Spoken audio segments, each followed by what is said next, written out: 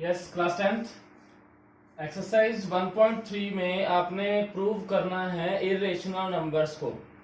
तो इसका जो फर्स्ट सम है वो हम लास्ट लेक्चर में कर चुके हैं। √2 को इरेशनल प्रूव करना, √3 को, √5 को, इन नंबर्स को इरेशनल प्रूव करना हम पहले कर चुके हैं। अब हमारे पास जो क्वेश्चन है हमसे ये पूछा गया है प्रूव दैट कि √2 अकेला नहीं दिया, इसके साथ प्लस माइनस मल्टीप्लाई या डिवाइड में कुछ दे दिया। जैसे आपको दे दिया यहाँ पे 3 + 5 √2।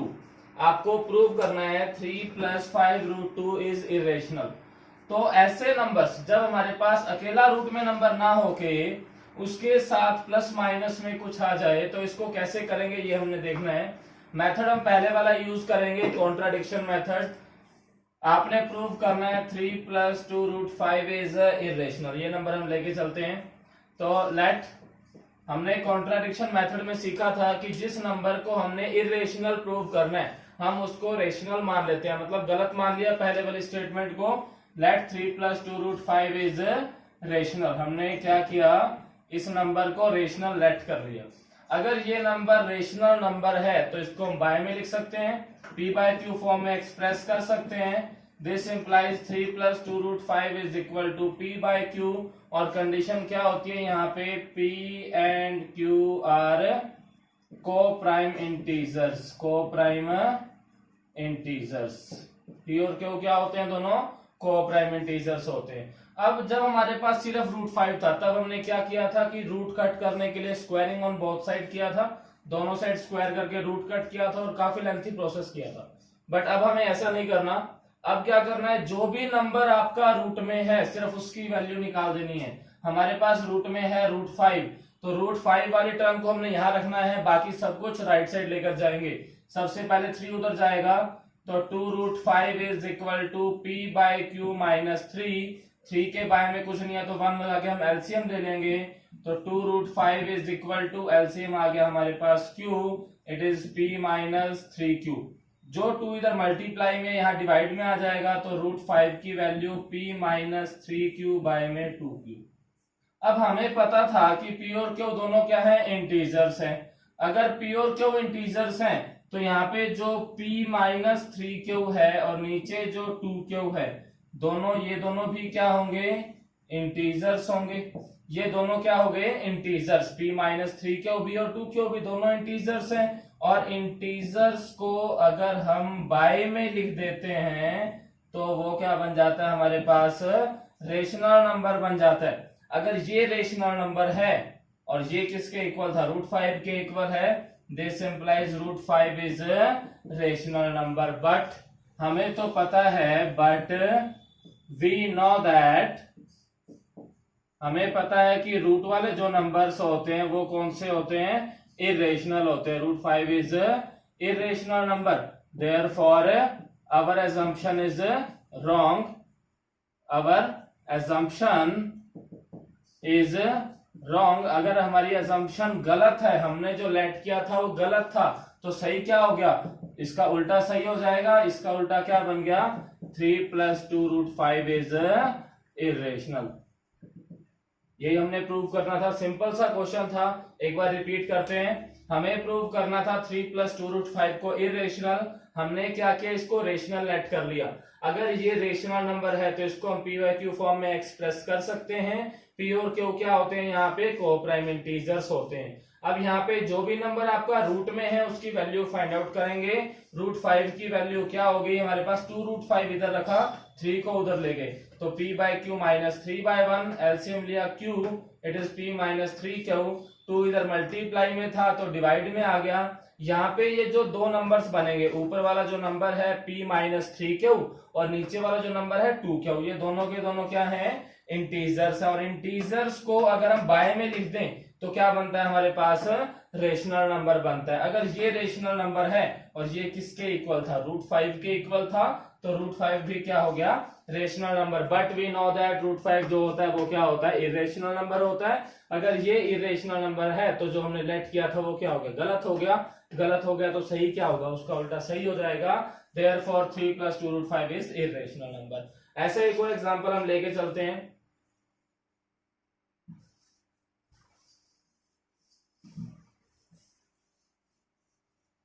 नेक्स्ट एग्जांपल लेते हैं। नेक्स्ट एग्जांपल में हमें दे रखा है प्रूव दैट, सपोज करो 1/√2 इज इरेशनल। 1/√2 को हमने इरेशनल प्रूव करना है, तो हमने लेट कर लिया, लेट 1/√2 इज रेशनल। अगर रेशनल है तो हम इसको एक्सप्रेस कर सकते हैं p/q फॉर्म में, और p और q क्या होते हैं, को प्राइम इंटीजर्स होते हैं। अब यहाँ पे क्या करना है, जो भी नंबर रूट में है हमें सिर्फ उसकी वैल्यू फाइंड आउट करनी है कि कितनी आएगी, √2 की वैल्यू निकालनी है। तो या तो आप क्रॉस मल्टीप्लाई कर लो या दोनों से रेसिप्रोकल कर लो। चलो हम क्रॉस मल्टीप्लाई कर लेते हैं। क्रॉस मल्टीप्लाई करेंगे तो ये हो गया √2p, और इसकी 1 से करेंगे तो ये q आ गया। तो √2 की वैल्यू हमारे पास आ गई q बाय में p। अब यहाँ पे जो q और p है लिखे हैं यार, Q एंड P दोनों के दोनों क्या हैं, इंटीजर्स हैं, integers.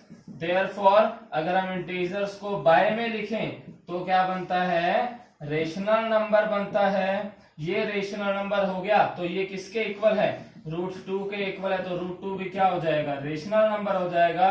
But we know that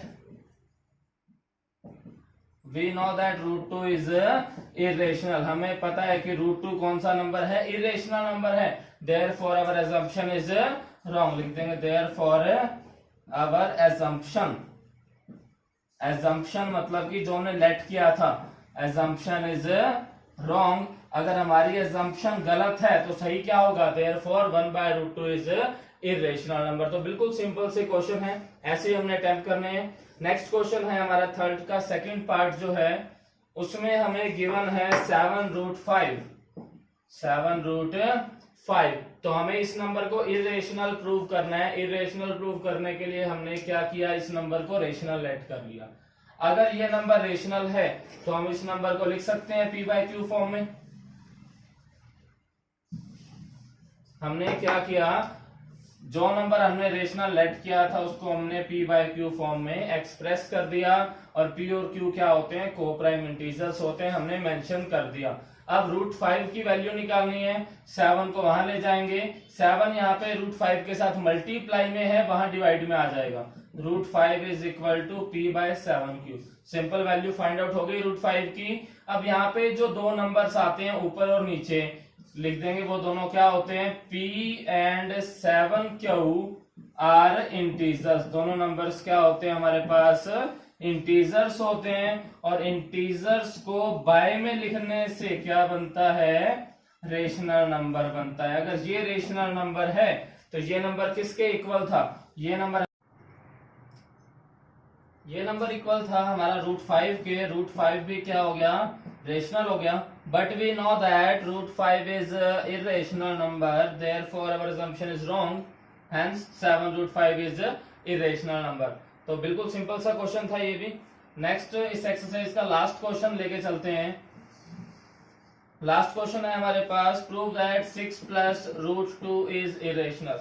तो सेम मेथड से करना है इसको भी, बाय कॉन्ट्राडिक्शन मेथड। हमने लेट कर लिया 6 + √2 क्या है, रेशनल है। अगर 6 + √2 रेशनल है तो हम इसको राइट कर सकते हैं p/q फॉर्म में। 6 + √2 को हमने राइट कर दिया p/q। यहाँ पे p और q क्या है, को प्राइम इंटीजर्स है।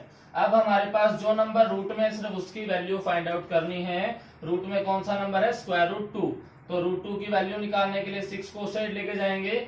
6 के आगे कोई साइन नहीं है, मतलब प्लस का होता है, प्लस का होता है। उधर जाके क्या हो जाएगा, यहाँ पे माइनस का हो जाएगा। 6 के बाय में कुछ नहीं है तो 1 लगा के हम एलसीएम लेते हैं। एलसीएम आ गया हमारे पास q, p - 6q। अब यहाँ पे जो दो नंबर्स आए हैं ऊपर और नीचे, वो दोनों क्या होंगे, इंटीजर्स होंगे। मेंशन करेंगे hair p - 6q and q, दोनों के दोनों क्या है, यहाँ पर इंटीजर्स हैं। अगर ये दोनों इंटीजर्स हैं तो इंटीजर्स को बाय में रखने से क्या बनता है, रेशनल नंबर बनता है। मतलब कि p - 6q के बाय में q रखेंगे तो क्या बन जाएगा, रेशनल नंबर बन जाएगा। और ये किसके इक्वल था हमारे पास, √2 के। मतलब कि जो √2 है वो भी क्या हो गया, रेशनल नंबर हो गया। बट वी नो दैट √2 जो है वो तो इरेशनल नंबर है, therefore our assumption is wrong. Therefore जो हमने प्रूव करना था, वो जो नंबर था वो क्या हो जाएगा, इरेशनल हो जाएगा। हमारी असम्पशन जो थी वो गलत हो गई, मतलब कि जो हमने माना था वो गलत था।